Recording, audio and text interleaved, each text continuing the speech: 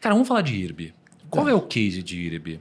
Por que você acha? Porque essa é uma ação que polemizou para todos os lados. A assim. internet fala dela todo dia.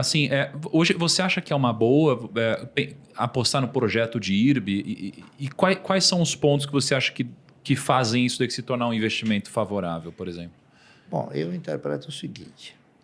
A IRB é uma empresa que tem dois grandes acionistas. Os dois maiores acionistas da IRB são dois bancos. E não é o Warren Buffett, não. Não, não é. Não, porque... Fake news. Alguém já Fake insinuou que talvez ele fosse, que ele fosse participar de uma estrutura melhor em termos de seguros. Mas são o Bradesco, tá certo? E o Itaú. Eu costumo dizer o seguinte. Eu interpretei que tanto o Bradesco como o Itaú, eles foram responsáveis por indicar aquele gestor que fez e que promoveu, né, uma administração fraudulenta. Está correto? Hoje é voz corrente disso. E o próprio administrador está sendo processado nos Estados Unidos em virtude de ter relatado e oferecido informações não válidas, tá certo? Informações... Então, o que aconteceu? Esse administrador, ele teve a oportunidade de apresentar lucros inexistentes, lucros que não haviam, que não existiam. Então, o que aconteceu? Esses lucros inexistentes tiveram um benfeitor ou dois benfeitores maiores. Eles foram através de dividendos, é isso? Lucros inexistentes, dividendos indevidos. Foram destinados a quem? Foram destinados ao Bradesco e ao Itaú. Então, a responsabilidade de fazer ressurgir essa empresa está na mão deles, tá? Não está na mão dos acionistas. Não foram os acionistas que promoveram a administração fraudulenta. Então, o que aconteceu? Isso gerou o quê? Gerou uma preocupação muito grande, acredito eu, para esses próprios acionistas, e eles acabaram buscando o quê? Buscando fazer com que a empresa tivesse uma auditoria profunda, não é isso?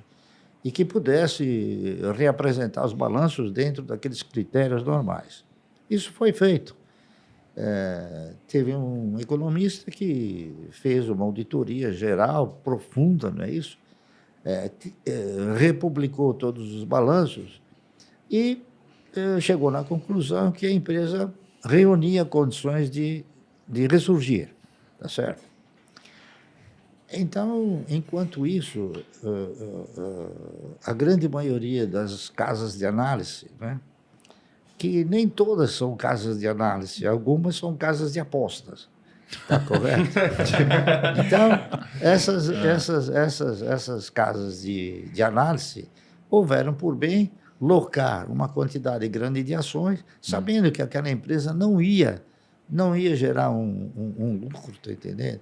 E foram, através das locações, foram pressionando o papel de forma tal que ele chegou a um preço aí de 2,02, 2,03. É isso.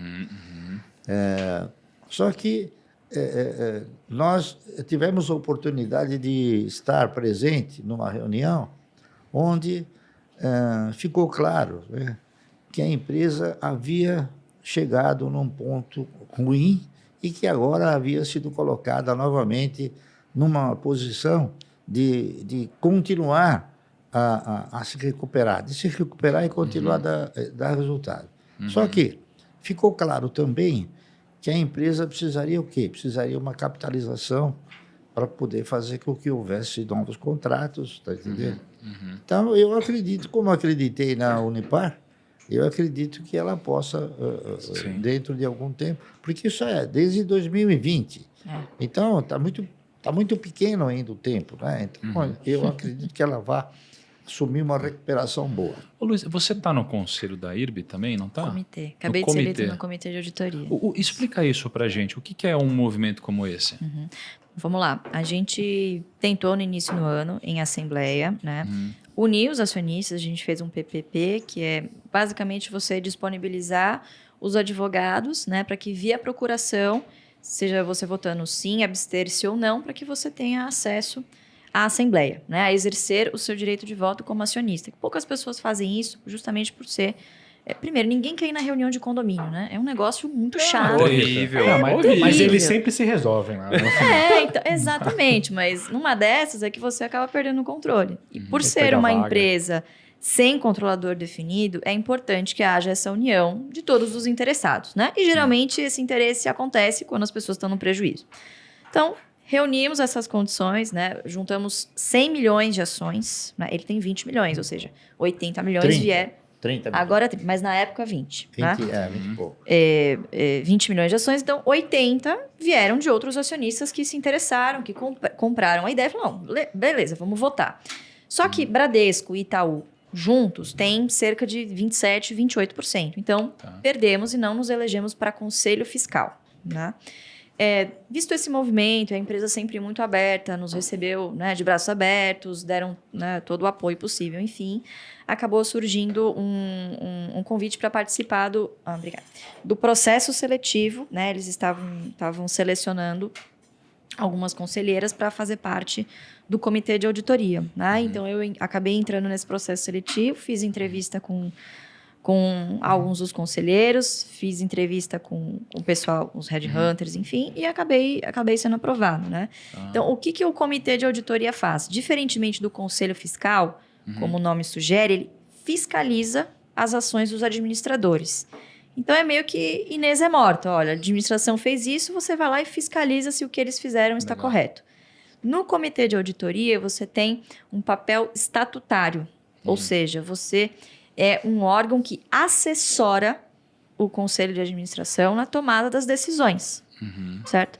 Então, no comitê de auditoria, lá a gente vai ter acesso a toda a parte intrínseca da empresa, né? Diferentemente do que se faz no conselho fiscal, né? Entendi. Então, eu acho que é uma oportunidade realmente do acionista minoritário, aquele que efetivamente está no prejuízo, de se sentir representado lá dentro, né? E eu dividiria esse período que eu estou por lá em duas fases, né?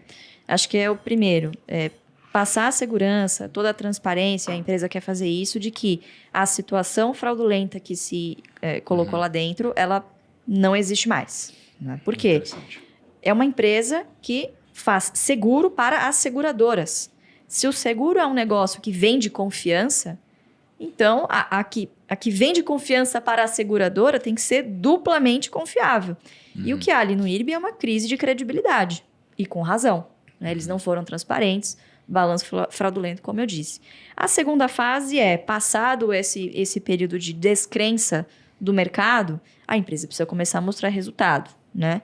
E está correndo atrás, inclusive a informação pública saiu no primeiro trimestre, que está buscando formas de se capitalizar novamente. Então, o mercado ele trabalha com expectativas. Atualmente, a gente não sabe quanto vale o IRB porque nunca viu essa empresa rodando num nível normalizado, vamos dizer assim. Né? O problema é, quando o mercado souber, muito provavelmente o preço será outro. Mas vocês têm uma conta de vocês de quanto vocês acham que vale? Não, a gente tem. É melhor não ficar dando guidance porque... Não, só para saber, né? Não, olha, Mas veja, o que então, assim, se alguém comprar ações de IRB, estão representados por vocês lá, é isso, né? Essa é a exatamente. mensagem. É uma empresa Tá que vale bom. 2,5 bi em caixa. Ela tem em caixa isso? Desculpa, em valor de mercado. Ah, em valor de mercado. Ah, É, tá bom. deve ter o quê? Não, Uns em 10 caixa- bi em caixa. E em caixa também ela tem um valor Tem, extraordinário. assim, Só muitas que vezes não o é caixa... Mas não é dela. o caixa dela, né? Não é Claro, dela. claro. São ativos que estão lá em garantia. Mas mesmo Isso. assim, se você olha sobre a perspectiva gerencial, contábil, que a gente está acostumado, é uma liquidez Total. extraordinária. Mas existe ali uma liquidez regulatória que precisa ser atingida.